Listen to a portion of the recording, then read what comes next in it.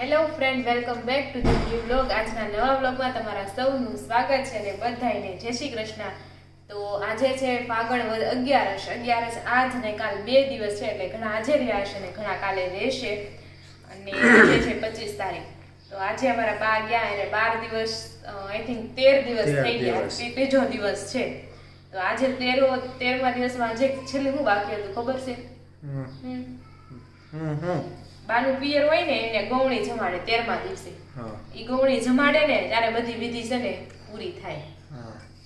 એટલે છેલ્લું કામ હતું ગૌણી જમાડવાની. એટલે રેણુકા કરુણા કાકીએ અમદાવાદમાં ગૌણી જમાડી દીધી હશે અત્યારે તો એવું હોય તો કેવું કહેવાય, જો છેલ્લે છોકરી આ ધારો કે બા વહી ગયા તો એનું શું કહેવાય, ઓલું સળગાવવાના પૈસા, લાકડાના પૈસા એ પિયર વાળા આપે, એને ઓઢાડવાનું પિયર વાળા આપે. એમ કેવું કહેવાય કા ત્યારે કેવો રિવાજ એમ.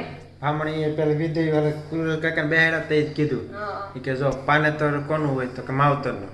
એટલે એ જ્યારે મરે ત્યારે એ સુંદરી ઓઢાડે તો ઈ કોની કે ઈ માવતરની હોય. એટલે કે તમે ઋણમાં હતા એ તમે હવે ઋણમાંથી હવે તમે મુક્ત થયા. હવે તમે મુક્ત થયા એમ નહીં, છોકરી પરણાવે ત્યારે મુક્ત ન થાય એમ.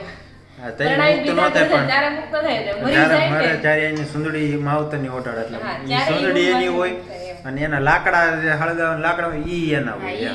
હું ઈ જ કહેવા માંગુ છું, કેવું કહેવાય એમ.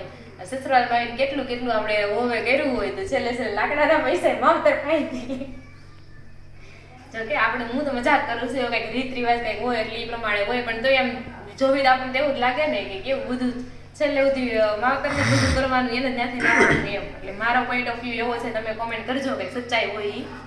અને એવું છે તો આજે તો બીજું તો શું છે, જો મસાલા ભાખરી આપણે બનાવી છે, કારણ કે હમણાં બધું બટેકા અને રીંગણાનું શાક વધારે ખાધું છે કા આપણે નહીં એમ બધું રેગ્યુલર બધા શાક બનાવ્યું છે. એમ તો તુરિયું બન્યું, દટ બટેકું, રીંગણ, બધું સેવ ટમેટા, કઢી ખીચડી, દાળ ભાત બધું મિક્સ જ બનાવેલું છે.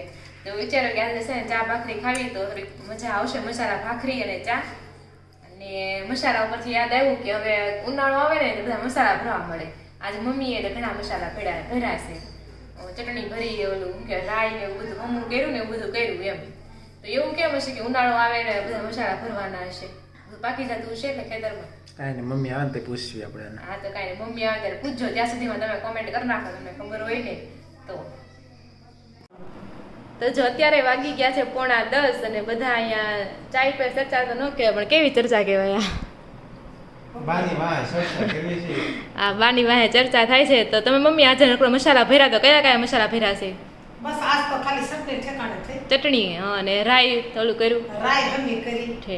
તો બધા ઉનાળામાં કેમ બધા મસાલા ભરતા છે? પાકી ગયા મરચા એટલે અત્યારે જ બધા મસાલા પાકે ને, જો અત્યારે જીરું થાય છે, ઘઉં થાય, રાઈ થાય, ધાણા અત્યારે થાય, વરિયાળી અત્યારે થાય, અને હળદર અત્યારે આવે, મેરી હળદર અત્યારે જ આવે, મરસું બધું અત્યારે જ પાકે એટલે પછી ઉનાળામાં જ આપણે ભરવાનું થાય ને. હા બરોબર છે. તો બાના ફૂલ પધરાવા ક્યાં જવાનું છે? દામોકરમાં, જુનાગઢ છે. તો એવું કેમ હશે ત્યાં જ પધરાવતા ફૂલ પધરાવા જવાનું એમ? અહીંયા મળો બોલો તઈ બાબા કયો એવું કેમ કે દામોકુળમાં જ આપણે જાવી એમ?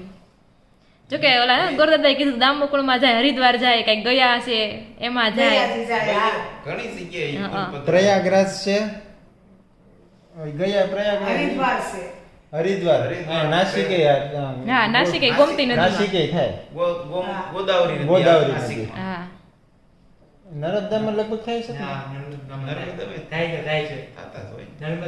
પવિત્ર જગ્યાઓ બધી ગણાય, નદીઓ મોટી નદીઓ બધી પવિત્ર જ ગણાય, એમાં બધી ફૂલ પધરાવતા હોય.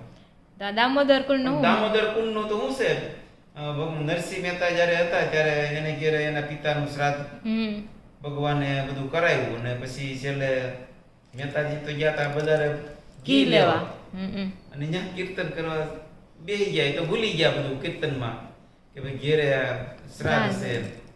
તો પછી ત્યાંથી આવ્યા ગયા તો 1 વાગી ગયો તો જ્યારે ભગવાને બધાને જમાડી, આખા આગી 700 ઘરને આગમટા જમાડ્યા નાખી નાખીને બધાને લાડવા, હોનાની તાર ભરેલી હાડીઓ, હોનાના પાટલા, થાળીઓ, વાટક્યા, ગ્લાસ ને બધું ભેટ આપી દીધું, થાળીઓ હોનાની.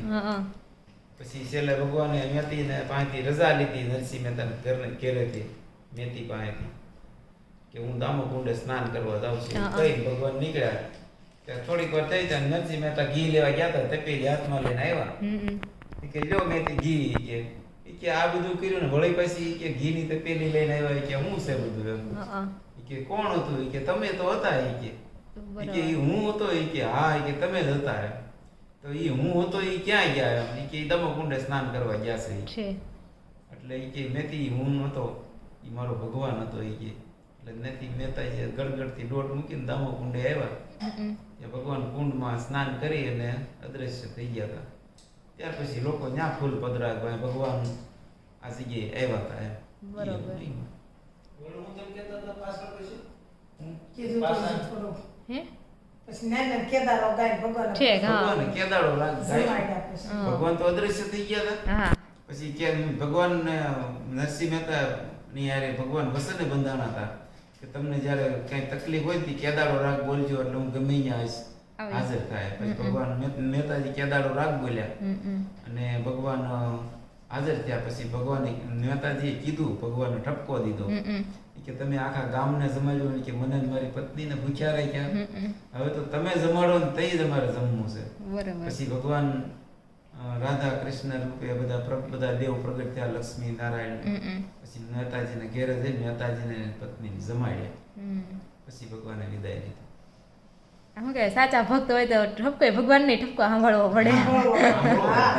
મહેતાજીનો એ હાસા હામાં ભક્ત મહેતાજી તો ભગવાનને ગાયું હતું ને દેતા કે તું બે માનો અને તું બે બાપનો અને હતું ભગવાન ને એવું એટલે મહેતાજી કહેતા એટલે મહેતાજીનો ઠપકો ભગવાનને હોત ને સાંભળવો એને આખું ગામ મહેતાજીને ગાંડો ગાંડો કરતા હોય તો ગાંડા એ ભગવાનને પામ્યા. હા ઈ જ પામે. ગાંડા હોય ને એ જ કેમ કે ગાંડા છે ને દુનિયાનું કઈ ભાન જ ન રહે એને જે ભાન બોલે ને અને એ જ ભગવાનનો ભક્ત જે બને. હાસો ભગત હોય ને એ ભગત ને અને આ જગત ને કાંઈ લેવા દેવા setting જ નો આવે ઈ વાત અને એ. હાસો હોય ને એને આ સમાજે હંમેશને માટે ગાંડો જ કીધો અને એ ગાંડાને છે ને જગત આરે કઈ લેવા દેવા જ ન હોય. નરસિંહ મહેતાને આ સમાજે ગાંડો કીધો મીરાબાઈને દીવાની કીધી હા. સંત તુકારામ સંત થઈ ગયા મહારાષ્ટ્રમાં એને ગાંડા કીધા એટલે હાસા ભક્તો હતા એટલે આ સમાજ બધો એને ગાંડા ગણતો એવું છે બધું આ જગતનું અને નરસિંહ મહેતા જ્યાં જન્મા ને ત્યારે બોલી નહોતા દેખતા હો કેટલા એની જન્મભૂમિ મૂળ તળાજા હા નરસિંહ મહેતાનો જન્મ તળાજા ગામમાં થયેલો બરોબર છે. તો એવું હતું આ નરસિંહ મહેતાની સ્ટોરીઓ. તમને કંઈક અલગ ખબર હોય તો તમે જરૂરથી કોમેન્ટ કરજો. તો આ સાથે જ આપણે આજનો વિડીયો અહીંયા પૂરો કરીએ છીએ. વિડીયો ગમ્યો હોય તો લાઇક શેર અને સબસ્ક્રાઇબ જરૂરથી કરી દેજો અને બધાને શુભ રાત્રિ. ફરી મળીશું કાલ નવા વ્લોગ સાથે. ત્યાં સુધી જય શ્રી કૃષ્ણ.